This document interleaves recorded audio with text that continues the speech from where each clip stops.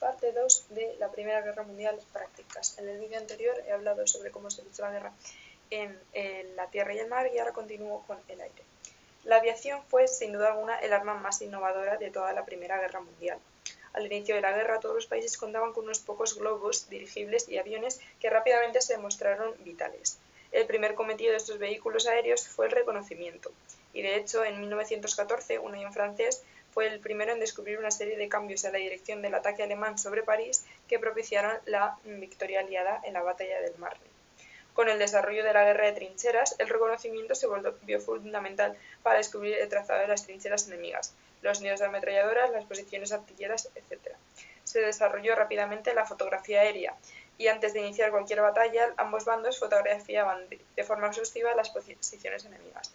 Si estas eran las trincheras, por ejemplo, de los franceses, pues los alemanes con sus aviones tomaban fotos para ver cómo estaban dispuestos y así tener una idea a la hora de atacar o contraatacar como deberían hacerlo.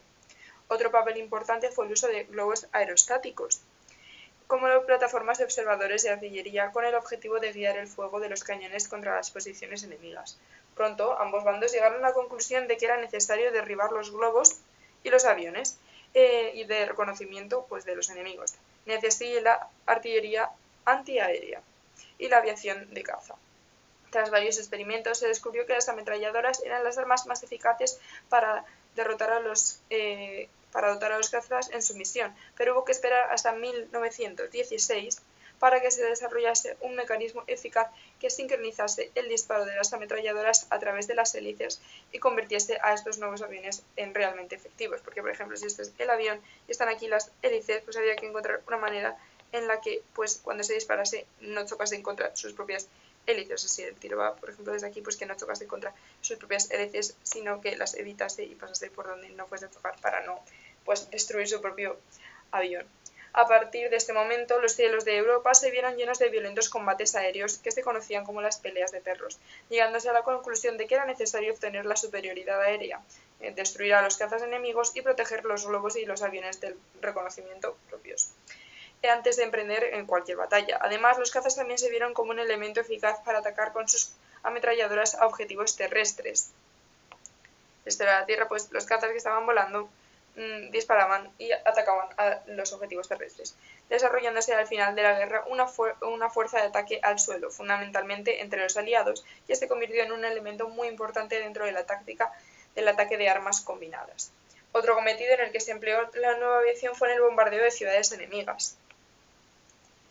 Los pioneros de ese tipo de ataques fueron los alemanes, que utilizaron su importante flota de dirigibles, que eran los Zeppelines, los únicos vehículos aéreos que en este momento tenían autonomía suficiente para atacar Londres y otras ciudades británicas. El objetivo alemán era destruir las fábricas británicas y sobre todo generar pánico entre la población civil para forzar la rendición del país. Los ataques con dirigibles tuvieron un cierto éxito inicial, pero acabaron fracasando cuando Gran Bretaña empezó a fabricar aviones de caza eficaces. Los dirigibles cargados de hidrógeno, un gas muy inflamable, eran muy vulnerables al fuego de ametralladora y pronto dejaron de utilizarse, si bien los aliados siguieron utilizándolos en el mar para detectar submarinos alemanes. Sin embargo, los alemanes siguieron bombardeando las ciudades británicas, esta vez desarrollando los llamados bombardeos estratégicos, aviones de gran tamaño y con un gran alcance y capaces de transportar una importante carga de bombas, como el Gotha. En represalia, Gran Bretaña desarrolló su propia fuerza de bombarderos estratégicos, como el Handley Page 0400, y realizó ataques similares contra varias ciudades alemanas. Al mismo tiempo, durante toda la guerra, los italianos realizaron bombardeos aéreos similares contra ciudades austrohúngaras. Con todo, y a pesar de la muerte de varios miles de civiles, la población nunca se dejó llevar por el pánico y los bombardeos sobre las ciudades no tuvieron ningún efecto real sobre la marcha de la guerra. Continuamos con el punto 2, que es la Primera Guerra Mundial como guerra total. Se considera la Primera Guerra Mundial como una guerra total por varias razones. En primer lugar, ambos bandos lucharon para conseguir una victoria total. No eran conformistas, ellos querían la victoria absoluta. Segundo, todos los países utilizaron todo el armamento que tenían a su disposición y desarrollaron nuevos tipos de armas a medida que la guerra se fue alargando. Tercero, la guerra envolvió a toda la población, militares y civiles. Los civiles participaron en el esfuerzo militar como soldados o como trabajadores de fábricas, incluyendo a las mujeres, que ahora hablaremos de ellas más tarde, y también fueron elegidos como un objetivo militar. como ya os he dicho, pues los bombardeos a ciudades. Pues tanto mediante el bloqueo como pues los ataques, era la manera en la que atacaban a los civiles. Y por último, para lograr la victoria, todos los gobiernos europeos desarrollaron políticas destinadas a un control más eficaz de la economía y de la población, que ahora pues también hablaré de ello más a continuación. Vamos a hablar sobre los objetivos que tenían. Alemania deseaba culminar su Weltpolitik, que os hablé de ella en vídeos anteriores, y para ello ansiaba incorporar a su imperio las colonias centroafricanas de Francia y Bélgica. En Europa su deseo era anexionarse Luxemburgo, parte de Bélgica y el norte de Francia, y crear una organización comercial bajo su mando que englobase a casi toda la Europa continental. Además, exigía la creación de varios estados títeres en la frontera rusa, como Polonia, Bielorrusia, Ucrania, Lituania y el Ducado Unido del Báltico, que Bélgica pues también tendría un futuro similar. Por último, se obligaría a Francia a pagar los gastos de guerra como compensación económica y con el objetivo de debilitarla. O sea, los alemanes querían que los franceses pagasen y así podían pues ellos no tener que gastarse dinero y pues también los franceses debilitarse. Los alemanes suponían que todos estos cambios les permitirían debilitar de forma definitiva al poder económico de Gran Bretaña, que era pues su rival. Estas intenciones fueron hechas públicas, como os he puesto aquí, en septiembre de 1914 y solo sirvieron para reforzar el espíritu de lucha de los aliados. Obviamente los alemanes como que dicen, mira, queremos todo esto, pues los aliados dicen, pues nosotros queremos que no lo consigáis. Ni franceses ni británicos estaban dispuestos a aceptarlas y ambos países decidieron que su principal objetivo bélico era destrozar el militarismo alemán y evitar que este país fuese nunca más un peligro para Europa. Francia, además, consideraba que recuperar Alsacia y Lorena era algo irrenunciable. Las propuestas de poner fin a la guerra mediante una negociación basadas en la vuelta a la situación de 1914 y a la renuncia de las anexiones territoriales fueron presentadas por personalidades muy distintas como el Papa Benedicto XV o el revolucionario ruso Lenin. Pero vamos, fueron ignoradas. Ambos bandos creían que podían ganar la guerra y que solo una victoria total podría justificar el enorme número de bajas que estaba costando la guerra. Estaban falleciendo muchísimos soldados y entonces no querían rendirse porque consideraban que rendirse ya cuando había habido tantas bajas significaría que habían desperdiciado esas vidas. Continuamos con el impacto de la lucha entre los civiles. Entre 1899 y 1907, la mayoría de los países del mundo habían firmado en las convenciones de La Haya y de Ginebra unos acuerdos internacionales sobre las reglas de la guerra, en los que quedaban prohibidas armas como los gases, los submarinos, el ataque a buques neutrales, el bombardeo aéreo o los ataques a la población civil, así como el respeto a los prisioneros, a los heridos de guerra y a la población civil de los países ocupados. Sin embargo, a los pocos días de estallar la guerra, como ya hemos hablado antes, la mayoría de estas normas dejaron de aplicarse por parte de no un bando, sino de ambos. Si bien las potencias centrales fueron, digamos, más sistemáticas a la hora de violar estos acuerdos. Como ya hemos estudiado, la población civil tanto de Gran Bretaña como de Francia fue bombardeada por barcos de guerra, artillería, dirigibles y aviones, lo que llevó a represalias similares por parte de los aliados contra Alemania. Los alemanes además cometieron numerosas atrocidades durante la invasión de Bélgica y el norte de Francia en el verano de 1914. La ciudad belga de Lobania fue incendiada de forma premeditada y se cree que unos 27.000 civiles fueron asesinados por los soldados alemanes. Este acto se conoce como la violación de Bélgica. Además, se calcula que 1,5 millones de belgas y franceses huyeron del campo de batalla convirtiéndose en refugiados. Por otro lado, toda la población masculina de las regiones ocupadas fue deportada a Alemania y utilizada como mano de obra forzada, unas 100.000 personas. En el frente oriental, estamos aquí, donde la guerra de movimientos se mantuvo durante toda la contienda, ambos bandos cometieron numerosas atrocidades. Una vez más, atrocidades.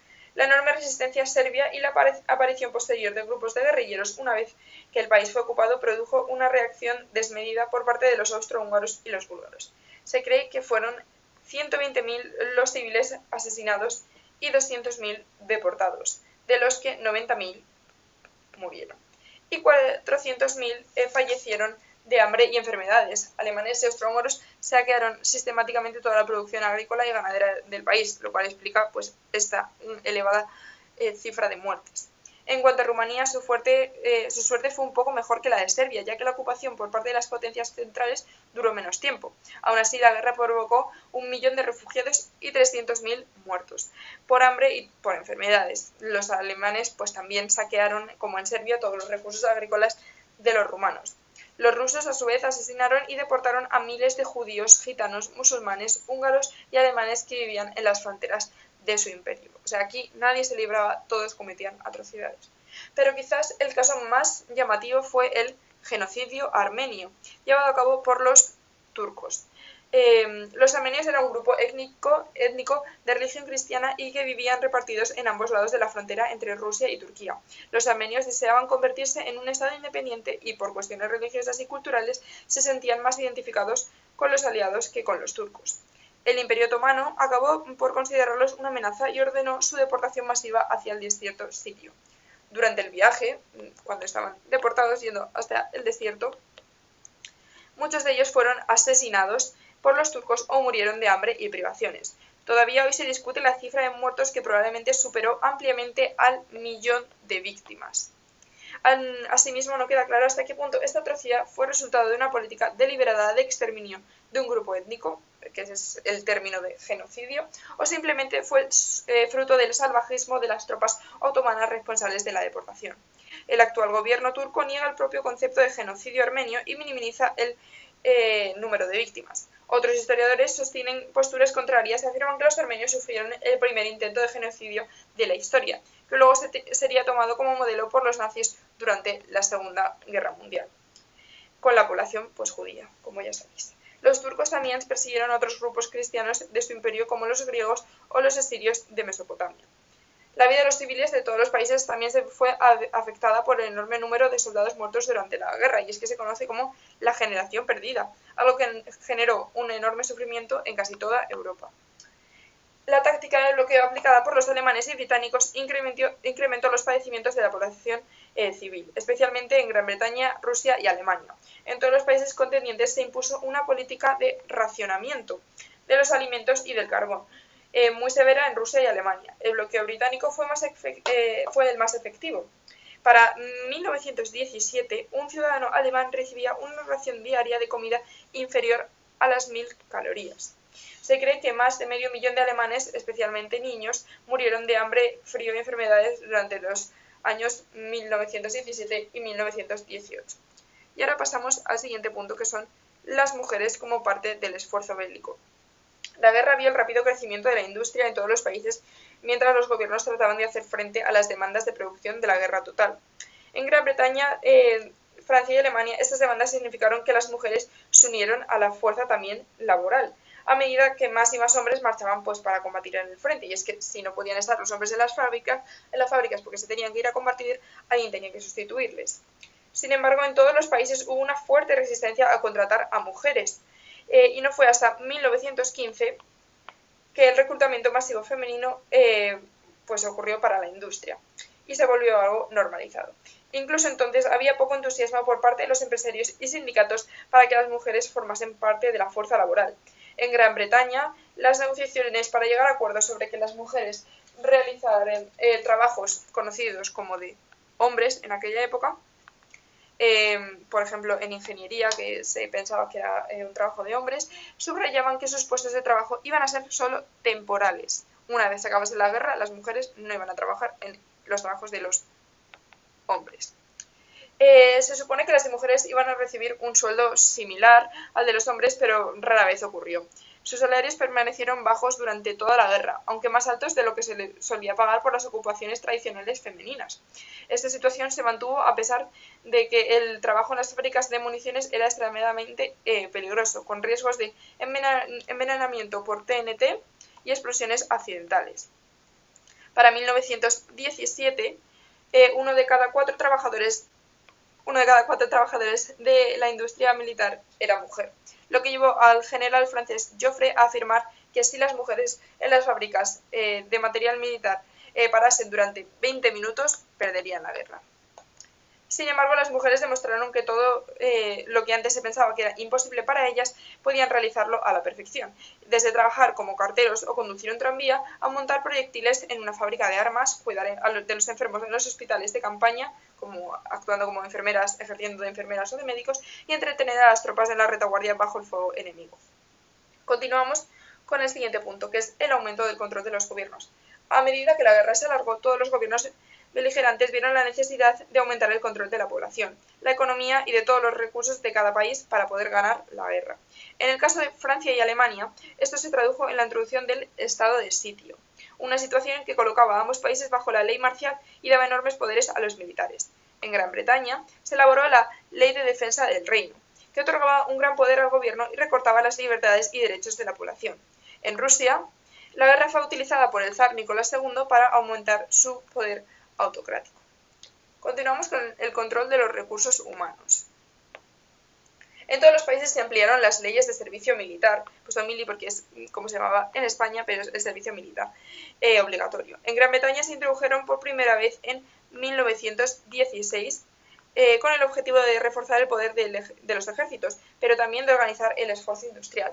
Pronto se descubrió que para mantener un soldado luchando en el frente hacían falta 3 personas en la retaguardia. Esto obligó a todos los países a hacer complicados cálculos para determinar qué parte de la población entraba en el ejército y qué trabajadores considerados indispensables se quedaban en las fábricas. Las necesidades crecientes de combatientes llevaron, como hemos visto, al incremento del trabajo femenino en la industria y, en el caso de las potencias centrales, a recurrir a soldados cada vez más jóvenes a partir de 1917 y 1918. Continuamos con el control de la producción. Para mejorar la producción industrial de armamento, los diferentes gobiernos decidieron intervenir en la economía. En Alemania y Francia, el gobierno fracasó a la hora de controlar a los empresarios y los sindicatos, pero en Gran Bretaña se consiguió nacionalizar las fábricas de municiones y armas, las minas de carbón y las compañías navieras. En un momento dado, el nuevo Ministerio de Municiones llevó a controlar 250 fábricas y 5 millones de obreros. Como parte del esfuerzo bélico y para contentar a todos esos trabajadores, se creó un primitivo sistema sanitario de asistencia que acabaría culminando tras la guerra, con la aparición de los ministerios de sanidad y los actuales sistemas de sanidad pública. El penúltimo punto es el control de la economía. El coste de la guerra llegó a ser increíble. Los gobiernos de todos los países se encontraron con la necesidad de conseguir dinero para pagar el esfuerzo bélico. Los impuestos aumentaron, pero esto fue una medida muy impopular y finalmente supusieron una fuente de financiación poco importante, un 6% en Alemania y un 20% en Gran Bretaña tan solo. La mayor parte de las necesidades monetarias de los aliados se cubrieron mediante préstamos. Francia, Italia y Rusia se endeudaron enormemente con Gran Bretaña y Estados Unidos, y la propia Gran Bretaña se endeudó también con Estados Unidos. Otro sistema de endeudamiento fueron los llamados bonos de guerra, comprados por la población civil y pagaderos con intereses tras el final de la guerra. Se hizo una fuerte campaña de propaganda al respecto y la mayoría de la gente invirtió todos sus ahorros en dichos bonos. Cuando la guerra terminó, el pago de esta deuda, tanto a través de los bonos como otros países, se convirtió en un problema muy grave. Los vencedores, especialmente Francia y Gran Bretaña, insistieron en el pago de reparaciones de guerra por parte de los derrotados, fundamentalmente Alemania, como forma de hacer frente a estos enormes gastos. Este fue uno de los elementos más controvertidos de los futuros tratados de paz que pusieron fin a la guerra. Los derrotados, Austria-Hungría y Alemania, no pudieron hacer frente a la devolución de los bonos de guerra y se declararon en bancarrota, lo que significó que millones de alemanes y austrohúngaros perdieron todos sus ahorros.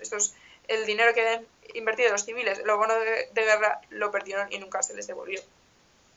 El endeudamiento durante la guerra provocaba el riesgo de generar una fuerte inflación, ya que los países tendían a emitir más moneda, lo que llevaba a un aumento de los precios, algo favorecido también por la escasez de múltiples productos. Todos los países hicieron un fuerte esfuerzo por controlar la inflación. Aquellos que no lo consiguieron, como fue el caso de Rusia, se vieron abocados a una fortísima crisis económica que a partir de 1917 se volvió en muchos casos insoportable. Y por último, el control de la moral. Ambos bandos hicieron un importante esfuerzo de propaganda para convencer a la opinión pública de la necesidad de mantener el esfuerzo bélico. Todos los países mostraron la guerra como una contienda de tipo defensivo, haciéndose especial énfasis en la necesidad de defender la patria. A medida que la guerra se alargaba, la propaganda se dirigió contra aquellos que supuestamente minaban el esfuerzo bélico, o sea, aquellas personas que intentaban evitar el reclutamiento obligatorio, los militares desertores y acusados de cobardía, los pacifistas, los que no trabajaban lo suficiente o los que desperdiciaban recursos valiosos. Además, a medida que la guerra se volvía más salvaje y aumentaban las bajas, se empezó a presentar al enemigo como un elemento inhumano y que debía ser derrotado a cualquier precio, haciendo mucho hincapié en sus crímenes de guerra, que a veces eran reales, pero otras veces no. Gran Bretaña incluso llegó a crear un ministerio de información con esta finalidad.